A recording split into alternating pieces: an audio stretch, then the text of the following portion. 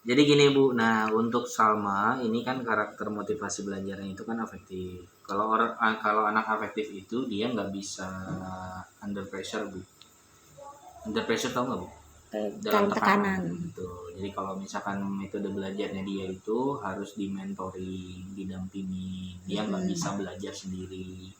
Jadi kalau misalkan dia belajar sendiri itu nggak akan maksimal. Kenapa? Karena dia karakternya itu butuh support, butuh teman gitu. Jadi kalau misalkan dia belajar sendiri itu pasti nggak akan maksimal hasilnya. Jadi dia butuh mentoring gitu ya. Jadi jalan satu-satunya itu cuma ada 3. Dan satu ada 3. Iya, maksudnya ada 3 pilihan gitu. Oh, 3 pilihan. Opsi. Gitu. Jadi Okay. pertama orang tuanya yang dampingin selama dia belajar. Yang kedua kerja kelompok gitu, teman-temannya datang ke rumah ibu atau dia yang datang ke rumah temannya gitu kan. Atau yang ketiga adalah les gitu, karena les kan udah jelas Bu, ada gurunya kan yang dampingin personal gitu kan. Betul. Jadi jalan satu-satunya cuma ada tiga opsi tadi. Jadi tinggal ibu pilih aja opsi yang mana yang kira-kira bisa dijalankan. Kalau misalkan ibu nggak bisa ya berarti bisa kerja kelompok. Kalau kerja kelompok nggak bisa ya sudah berarti les aja. Karena dengan seperti itu dia belajarnya jadi maksimal kayak gitu. Nah itu yang kaitan belajar Bu. Nah, terus kedua, afektif itu rata-rata anaknya itu moody. Apa itu? Moody itu mood-moodan Bu. Jadi labil gitu. Jadi kalau misalkan disuruh belajar, disuruh ngerjain PR gitu kan, itu nggak bisa langsung Bu. Jadi dia perlu pengkondisian. Jadi kalau misalkan contoh nih, ibu mau nyuruh dia belajar, nyuruh dia ngerjain PR, ngerjain apapun, itu harus ada ritualnya dulu Bu. Jadi sebelum dia melakukan itu, dia harus ada ritualnya. Jadi kayak misalkan contoh dia main dulu, gambar dulu, makan dulu atau apa dulu gitu. Jadi intinya poinnya adalah ketika ibu mau nyuruh dia belajar, nggak bisa langsung, dia harus melakukan aktivitas dulu sebelumnya. Tujuannya biar apa Bu? Untuk mood booster, meningkatkan moodnya tadi ke yang levelnya itu ya istilahnya kenyamanannya itu udah enak lah. Kan kalau misalkan contoh kalau dia lagi moodnya enak kan ngapa-ngapain juga enak. Tapi kalau moodnya lagi nggak enak gitu kan, dia mau ngerjain apapun juga pasti nggak akan mau. Iya betul. Nah, jadi gitu ya Bu ya. Jadi pertama dia nggak bisa under pressure, nggak bisa ditekan. Jadi modelnya itu disupport gitu. Terus kedua kaitannya metode belajarnya tadi Bu, harus ada mentoring, pendampingan gitu. Sama tadi dia harus ada ritual sebelum melakukan kegiatan jenisnya apapun, ya entah itu belajar, sekolah atau apapun. Nah, jadi tujuannya untuk mood booster karena kendalanya adalah mood tadi. Gitu. Nah, jadi 3 hal ini yang ibu harus perhatikan gitu, karena selama moodnya bagus, mau ngerjain apapun, mau ujian, mau apapun pasti nilainya bagus. Tapi kalau misalkan dia lagi nggak mood, hasilnya pasti berantakan. Jadi yang harus ibu perhatikan adalah moodnya. Jadi kalau ngomongin pelajaran, saya rasa dia nggak ada masalah. Kayak gitu Bu. Ya. Nah, terus untuk penjurusan di sini dia lebih ke eksak tuh IPA. Dia sukanya gini. Saya itu sukanya berhitung, kalau suruh gambar, suruh yang lain-lain. Ya, IPA kan dengan istilahnya masuk tuh. Ya kan. Jadi IPA itu syarat akan dengan pelajaran yang berpikir. Gitu Bu. Berpikir itu bukan berarti matematika. Iya, betul. Gitu. Jadi artinya yang sifatnya itu logika lah Bu. Gitu. Kalau misalkan IPS kan lebih ke hafalan. Kayak gitu. Ya, jadi kurang lebihnya seperti itu. Karena kan untuk kurikulum yang sekarang kan kurikulum merdeka ya Bu ya. Jadi udah gak ada IPA IPS kayaknya. Kalau di SMA gitu. Jadi semuanya belajarnya sama gitu. Tapi kalau misalkan nanti ibu mau nyari jurusan kuliah, ya perkuliahan yang jurusannya di IPA gitu. Jadi kurang lebihnya seperti itu. Jadi ibu nanti bisa pilih, kan di sini ada beberapa contoh jurusan nih. Gitu. Jadi nanti ibu bisa baca-baca lagi. Tapi yang jelas dia itu rekomendasinya penjurusan di IPA, di eksak gitu Bu. Ya kita lanjut yang ini dulu Bu. Ya jadi kalau di sini ngomonginnya adalah gaya belajar. Nah gaya belajar itu ada 3, visual, auditory, dan kinestetik. Nah dikatakan dominan itu yang di atas 16% Bu. Ya jadi kalau misalkan lihat kayak gini grafiknya itu berarti auditorinya nggak dominan dua-duanya, plus kinestetik taktilnya juga nggak dominan. Apa tuh kinestetik? Nah kinestetik itu lebih ke praktek. Oh praktek. Jadi kalau misalkan taktil itu praktek tangan dan kaki, kalau kinestetik body itu seluruh badan. Jadi bedanya gini Bu, ini sifatnya itu motorik halus, ini motorik kasar. Gitu. Ini yang sifatnya itu fisik, kalau ini kerajinan tangan. Ngerti nggak Bu? Iya. Jadi kalau modelnya dia itu mungkin nggak rapi. Iya betul. Kalau semua warna itu yang penting selesai katanya. Dia Gitu. pelan-pelan biar cakep. Yang penting selesai. Nah. Jadi gitu tuh Bu. Itu bedanya tuh. Jadi poinnya adalah bukan kerapian, tapi penyelesaian. Gitu poinnya. Ngerti nggak Bu? Iya. Ya jadi gitu tuh. Jadi dia nggak penting rapi, yang penting kelar. Gitu Bu. Nah itu lebih ke karakternya seperti itu. Jadi kalau misalkan disuruh main Lego, main puzzle, nah itu nggak cocok buat dia. Iya, Pasti diberantakin mulu. Iya bener. Gitu. Mainannya dibubarin doang. Nah gitu ya. Nggak Jadi telaten makanya dia tadi saya mainan. bilang ini motorik kasar. Berarti kan berkaitan dengan fisik. Gitu. Nah auditorinya dia rendah. Artinya apa Bu? Ibu jangan pernah memberikan inputan apapun lewat lisan. Kenapa? Karena nanti nggak akan masuk juga. Jadi kalau ibu misalkan mau ngasih tahu dari A sampai Z lewat lisan, percuma Bu. Kenapa?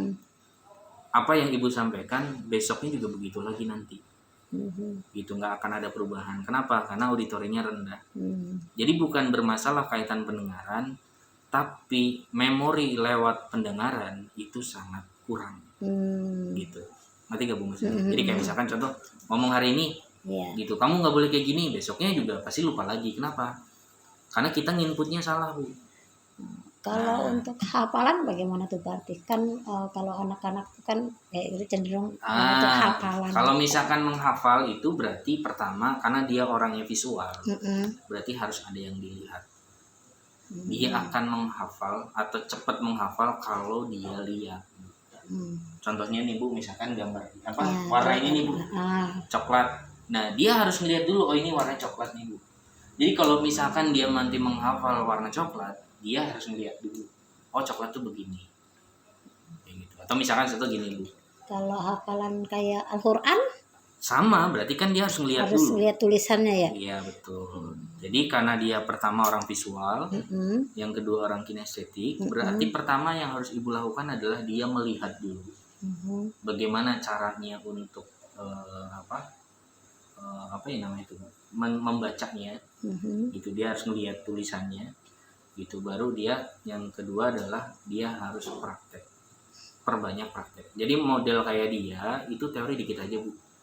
Kalau kebanyakan teori mumet, gitu. Jadi misalkan contoh nih Bu, dia kalau mau hafalan itu 1 ayat dulu, 1 ayat udah hafal, baru ayat kedua. Gitu. Kalau mau hafalan surat ya. Iya betul. Gitu. Jadi kalau misalkan ibu nih nggak usah berpikir nanti 1 surat gitu, jangan. Udah satu ayat dulu aja. 1 ayat udah bisa, baru ayat kedua. Gitu. Nah baru ayat ketiga, baru ayat ketiga, 4 kayak gitu terus seterusnya. Jadi 1 ayat dulu aja Bu beresin sampai benar-benar hafal tuh. Ya atau misalkan ibu mau ngajarin sholat, gampangannya ya memang penting gerakannya aja dulu Bu. Gerakannya bener baru bacaannya. Gitu. Ya kalau sekarang kan dia sih ngikutin aja, salat cuma di belakangnya ikut gerakan. Ya gitu. Yang penting gerakannya bener Bu. Kalau misalkan gerakannya bener, baru dirapihin di bacaan. Gitu. Nah, jadi ibu tinggal pilih mau bacaannya di mana dulu Bu. Mau doa iftitah dulu, mau hafalan suratnya dulu, atau bagaimana. Gitu. Jadi ibu jadi punya apa namanya itu, punya pola. Mau mana dulu nih. Pokoknya intinya dia nggak bisa barengan aja Bu. Gitu. Jadi kalau misalkan ibu mau belajar matematika, belajarnya itu yang penting sering. Jadi kalau misalkan sedikit nggak masalah. Paham nggak Bu maksudnya? Contoh nih, sehari 10 misalkan. Mm-mm. Yang penting tiap hari gitu. Jadi jangan 50 tapi seminggu sekali. Mm-mm. Nah itu jangan Bu. Jadi mendingan 10-10 tapi tiap hari kayak gitu. Jadi modelnya dia itu dikit tapi sering gitu. Karena metodenya adalah harus banyakin praktek tiap hari Bu, kayak gitu. Jadi poinnya kayak gitu. Nah terus nanti metodenya dia itu adalah harus banyak sering-sering nyatet Bu, karena dia orangnya visual. Oh gitu ya. Ya jadi kalau misalkan contoh nih Ibu ketemu sama guru yang cuma lisan doang dan dia nggak diarahin untuk nulis, saya pastikan pelajarannya nggak akan nyangkut. Kalaupun nyangkut pasti dikit, Mm-hmm. karena auditorinya rendah. Mm-hmm. Gitu Bu. Jadi Ibu nanti kalau misalkan dia udah mulai SD nih Bu, Mm-hmm. gitu kan, Ibu arahin untuk nyatet gitu. Dan Ibu kalau mau ngecek dia itu dari catatan gitu. Jadi prinsipnya gini Bu, semakin catatannya banyak berarti pelajaran yang masuk ke dia itu makin banyak. Kalau catatannya dikit, nah itu pertanyaan Bu. Berarti pelajaran yang masuk itu masuk dikit juga. Iya. Nah, jadi gitu tuh Bu. Jadi tujuannya untuk apa sih Bu? Karena orang dia visual. Karena dia orang visual. Karena dia orang visual adalah berarti kan dia harus melihat Bu, harus baca. Nah semakin dia baca itu semakin ingat. Jadi memori ketika dia baca itu langsung nempel di kepala. Beda kalau yang auditori. Gitu. Memori yang nempel di kepala itu setengah-setengah Bu. Kayak gitu. Nah jadi gambarnya kayak gitu. Jadi kalau misalkan Ibu metodenya nggak diarahin buat nulis, agak pasti terkendala ketinggalan gitu ya. pelajarannya. Jadi bukan berarti anak Ibu itu bodoh, enggak. Metodenya aja yang salah. Iya. Kayak gitu. Ya kan ada Bu, ada anak yang sekali ngeliat dia hafal. Iya. Ada yang dengerin doang dia hafal. Nah, jadi kayak gitu tuh. Nah, jadi kita harus tahu karakteristik anak kita. Nah, kalau karakteristik sama itu kayak gitu Bu. Jadi visual berarti dia akan peka terhadap penglihatan sama gerak tubuh. Makanya saya bilang banyakin praktek aja Bu. Gitu. Nah nanti kalau misalkan pelajaran matematika misalkan Ibu nanti pakai alat bantu aja. Misalkan sempoa gitu kan, atau lidi-lidian atau apalah Bu. Jadi intinya yang sifatnya itu interaktif. Karena orang kinestetik itu kalau duduk kayak gini nih Bu, itu nggak akan bisa. Pasti kemana-mana. Iya betul. Paham nggak Bu maksudnya? Makanya dengan adanya alat bantu ini tujuannya biar apa Bu? Fokus, biar dia fokus dan anteng. Kenapa? Ada gerakannya. Gitu. Ya jadi gitu tuh Bu kurang lebihnya. Jadi kalau untuk kaitan gaya belajar, Ibu kurangin metode yang sifatnya itu lisan. Gitu. Jadi kalau Ibu mau ngasih tahu ke dia, mendingan Bu Ibu tulis. Gitu. Misalkan contoh mau bikin jadwal atau mau bikin aturan, Ibu tempel aja. Gitu. Jadi itu mempermudah Ibu untuk ngontrol dia. Gitu. Nah, terus kalau misalkan Ibu mau mau ngontrol dia lewat jadwal, Ibu tinggal lihat kan, bener nggak? Gitu. Nah, tugas Ibu tinggal ngecek tasnya isinya apa aja, bener nggak sesuai jadwal gitu Bu. Karena kadang dia suka suka ceroboh. Kadang bawaannya itu nggak sesuai jadwal.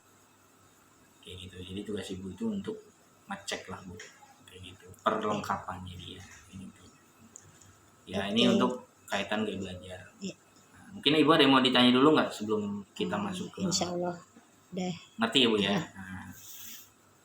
Nah terus selanjutnya ini kaitan multiple intelligence ini potensi bakat. Jadi kalau yang di strong kayak gini nih Bu, di garis-garis ini namanya potensi bakat. Jadi dia itu semuanya punya bakat kecuali intrapersonal. Intrapersonal itu kaitan kepribadian, karakternya dia. Jadi gini Bu, kaitan manajemen diri, kaitan inisiatif, kaitan kemandirian, kaitan jadwal, itu dia kurang bisa mengatur gitu. Jadi tugas Ibu lah yang ngingetin. Jadi kayak misalkan bikin jadwal dia nggak bisa Bu, gitu. Terus misalkan ada PR deadline nih Bu, dia ngatur waktunya itu nggak bisa. Gitu. gitu. Terus rasa inisiatif dan kemandiriannya kalau nggak ibu ingetin, kalau nggak ibu ajarin gitu kan. Pernah nggak Bu, ibu lagi nyapu nih di depan dia diem aja? Iya, dek geser dek. Iya gitu, maksudnya apa Bu? Harusnya Harusnya kalau dia punya inisiatif gimana? langsung bangun Pasti gitu ya. bantuin gitu, bangun atau apa gitu Bu. Jadi dia harus diingetin dan harus diajarin gitu. Jadi gambarnya kayak gitu Bu. Jadi kalau misalkan dia kalau disuruh inisiatif sendiri tuh nggak bisa Bu.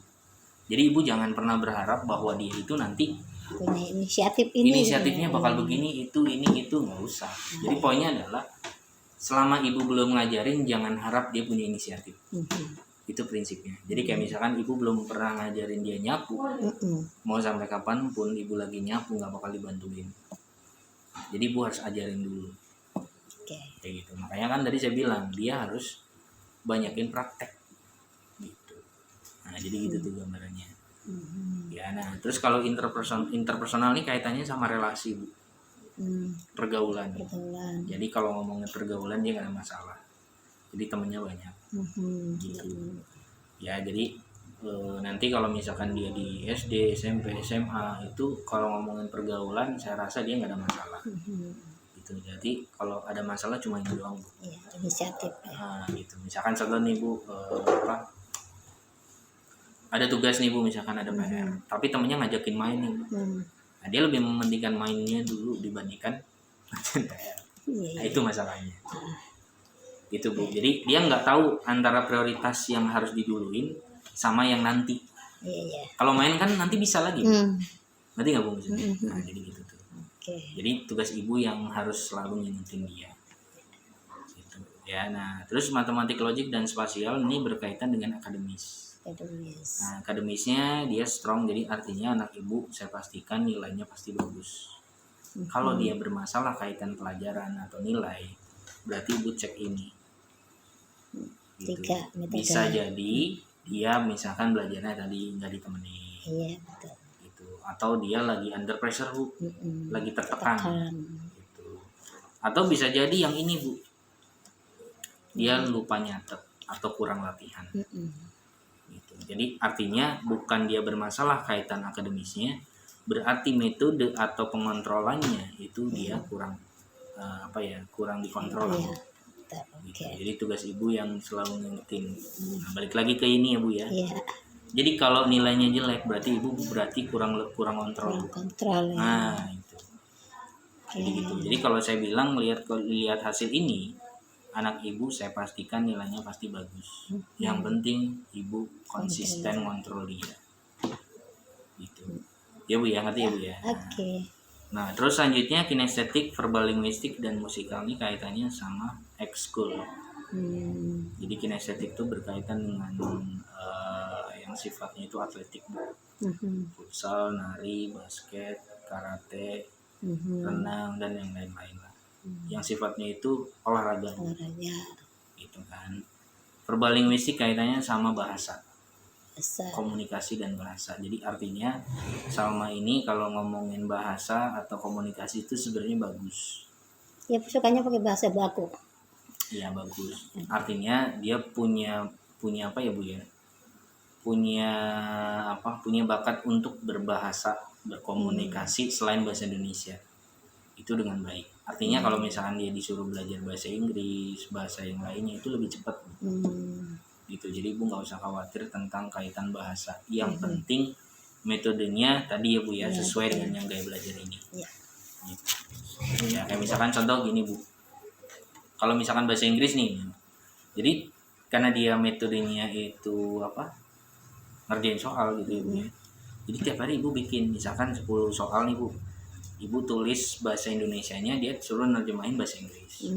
Atau ibu nulis bahasa Inggrisnya, dia suruh nerjemahin ke bahasa Indonesia. Nah itu contoh ngerjain soalnya seperti itu. Jadi artinya metodenya adalah harus banyakin ngerjain soal. Gitu. Jadi bukan belajarnya teori. Teori mah boleh dikit aja lah gitu. Jadi kalau misalkan contoh nih, kalau kita ngomongin durasi 1 jam nih dia belajar bahasa Inggris, 15 menit aja belajar teorinya, sisanya praktek. Gitu, entah itu ngerjain soal atau dia percakapan gitu. Yang penting dia basicnya dia udah ngerti. Kayak gitu. Ya kalau musik udah jelas Bu. Jadi tinggal ibu arahin ke main musik. Ya kalau ibu mau dan dianya mungkin punya minat ya, gitu. Ibu bisa arahin, misalkan entah itu les piano, les gitar, les drum gitu kan, atau les nyanyi boleh. Karena dia punya bakat. Jadi kalau misalkan ibu punya keinginan atau dianya juga punya minat, silakan gitu. Jadi dia punya potensi bakat di situ. Jadi artinya dia pasti punya prestasi. Gitu. Kalau misalkan naturalis itu berkaitan dengan adaptasi lingkungan. Jadi karakter Salma ini adalah untuk beradaptasi dengan lingkungan baru itu cenderung cepat. Contohnya apa Bu? Misalkan dia masuk ke TK sini, itu mungkin durasinya bisa sejam atau sejam, seminggu atau 2 minggu udah bisa dilepas.